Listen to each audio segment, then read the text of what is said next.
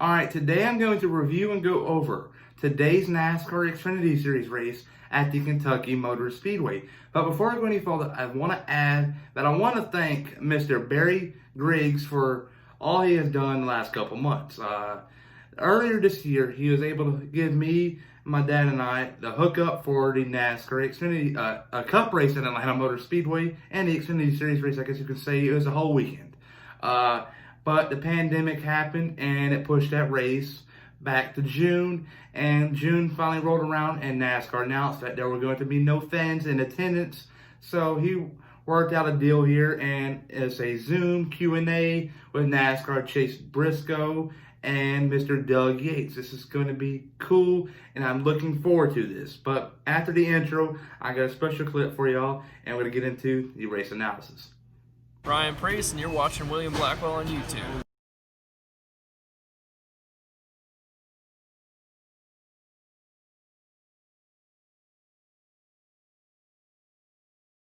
All right, today's Xfinity Series race started off, I guess you could say, odd. You had an inverted field. You had Myatt Snyder and Jesse Little lead the field to the green flag. Myatt Snyder did not happen to lead the first lap. Jeremy Clements led it. Snyder got loose up in turns 3 and 4. And Jeremy Clements didn't really look back. He had Noah Gragson come up to him and eventually passed him. And then, yeah, Clements was pretty consistent the whole night. Got some stage points in stage 2. But yeah, Gragson, though, he was running up front. But that's when Cindric, who started 15th, Thursday night's winner, came up and passed him and ran away with it. Cindric was the fastest car this whole weekend without a doubt. Cindric won stage 2 after Gragson won stage 1. And it was setting up for an interesting stage 3. It was 110 laps to the finish.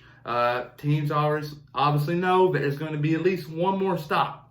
And it's all about managing them tires, because the tires the last 2 days has been key, because the right front is wanting to, I guess you can say, wear down as they go harder. And that's pretty much how it goes at every single track. But this weekend at Kentucky was 10 times worse. So that's going to make some Cup teams feel a little cautious when it comes to setting up the air pressure adjustments come Sunday for the Cup Series race. And same for the truck teams. But this day, the race kind of ending on a boring note. You had a late caution for Brandon Jones. I hate that for him. Second night in a row that he's wrecked and had a DNF. Just hate it for him. It's a bad feeling for him, I know for a fact. But luckily, he won earlier this year at Phoenix, so he's obviously locked into the playoffs. But it sets up a restart. Daniel Hemrick started on the front row beside Austin and Cindric, and actually cleared him going into turn 1. But going in the middle of the corner, he actually overdrove it and went into the outside wall. I don't think he hit it too hard, but he was still running. And that's when Cindric ran away with it and chased Briscoe by his side. And then Cindric ended up winning the race.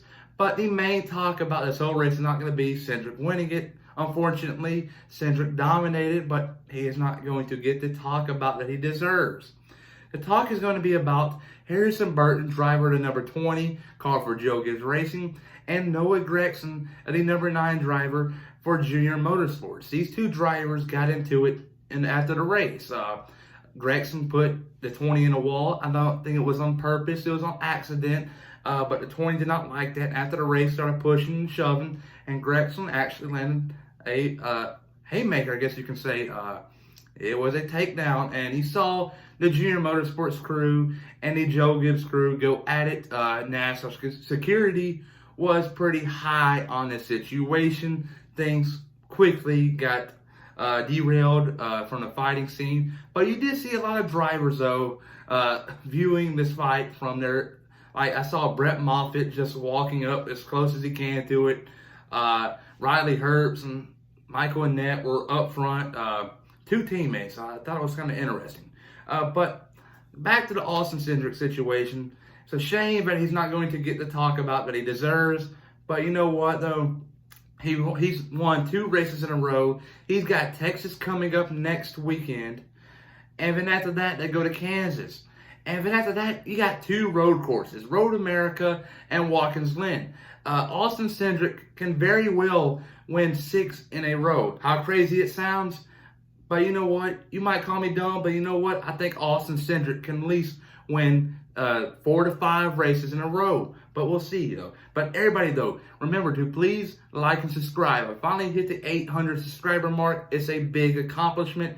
Now I'm going towards 900. And then after that, I'm going to the 1,000 mark. And that's when it's going to be hectic for me. I'm going to try my hardest to get the 1,000 by the end of July, though. But everybody remember, though, that please like and subscribe.